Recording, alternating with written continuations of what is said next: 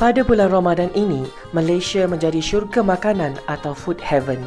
Pelbagai juadah menarik yang kadangkala tak pernah kita jumpa di hari biasa akan dijual di setiap bazar Ramadan di kawasan perumahan dan kawasan-kawasan tumpuan. Selalunya, kita akan melihat setiap pengunjung akan pulang dengan di kiri dan kanan tangan penuh dengan bungkusan makanan serta minuman. Tidak menjadi satu kesalahan untuk kita menikmati pelbagai juadah yang ada, tetapi perlulah dilakukan secara berhemah. Ini adalah kerana statistik telah menunjukkan bahawa 40% daripada sampah domestik yang dibuang pada bulan ini adalah sisa makanan.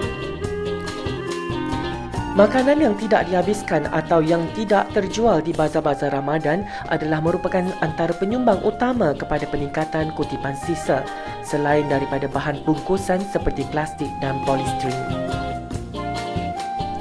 Alam Flora mengambil langkah inisiatif untuk menggalakkan orang ramai untuk membawa bekas makanan sendiri ke bazar Ramadan untuk mengurangkan jumlah sampah selain daripada berjimat cermat ketika membuat urusan pembelian.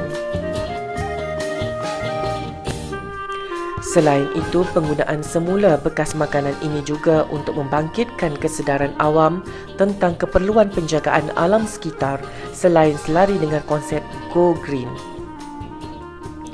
Jika secara purata anda menggunakan 3 bekas makanan selama sebulan di dalam bulan Ramadan, maka anda telah mengurangkan sebanyak 90 helai plastik atau polistiren ini pergi ke tapak pelupusan.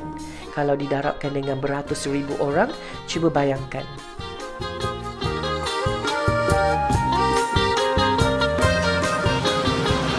Ini adalah cara yang paling mudah kalau kita pergi bazar Ramadan atau mana je kalau kita pergi makanan.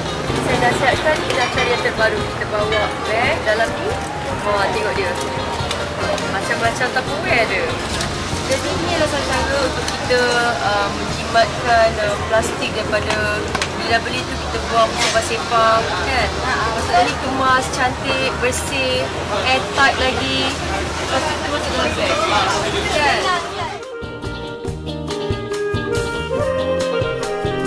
Alam Flora sekali lagi memohon untuk mengurangkan penggunaan beg plastik dan menggunakan bekas makanan sedia ada bagi mengurangkan sisa di tapak pelupusan sampah untuk menjaga alam sekitar.